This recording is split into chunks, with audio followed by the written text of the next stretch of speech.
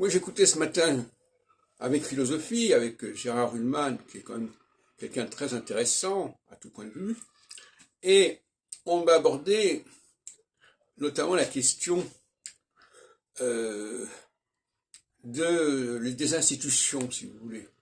C'est-à-dire, être juif, par exemple, soit ça passe par l'institution, c'est-à-dire vous pratiquez ceci, vous allez à la synagogue, vous allez en Israël, vous êtes naturalisé, etc. Ou bien alors, on passe par l'expérience. L'expérience, c'est-à-dire, j'expérimente le fait que je suis juif dans ma vie sociale, dans ma vie réelle, ici et maintenant. Et cette expérience-là, qui est beaucoup plus concrète, si vous voulez, quelque part, fait pendant à l'expérience, tout simplement, de suivre telle et telle pratique, telle ou telle orthopraxie. Donc c'est un problème qui a été bien posé ce matin, et j'en suis satisfait. Alors évidemment,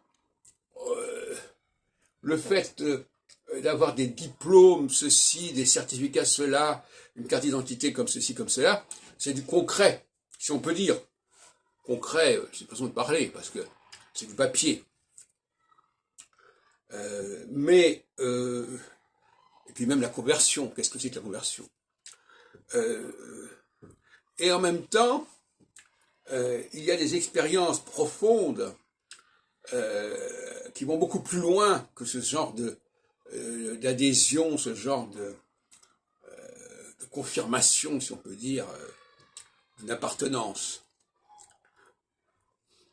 Moi, ce qui m'intéresse, ce sont les juifs, quelle que soit leur religion par ailleurs. Hein. Marx n'était pas de religion juive, mais il était d'origine juive. Husserl n'était pas de religion juive, mais il était d'origine juive, etc., etc. J'en ai parlé l'autre jour. Il reste que tous ces gens-là sont quand même juifs. Et d'ailleurs, on ne manque pas de le rappeler, à juste titre. Parce que quelqu'un qui dirait « je ne suis pas juif parce que je suis catholique ou protestant », c'est une façon de se moquer du monde. Parce que cette façon de... On ne peut pas comme ça ni devenir juif, ni cesser d'être juif par une formule, par une déclaration, quelle qu'elle soit, par une abjuration, quelle qu'elle soit. On n'est pas dans le domaine... C'est pour ça que la question juive n'est pas une question religieuse. On emploie les mots religieux par défaut.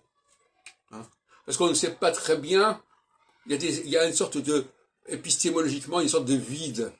On ne sait pas très bien, dès qu'on n'est pas dans le religieux, ni dans le domaine linguistique, on est dans un domaine qu'on va considérer immédiatement comme problématique, la race, le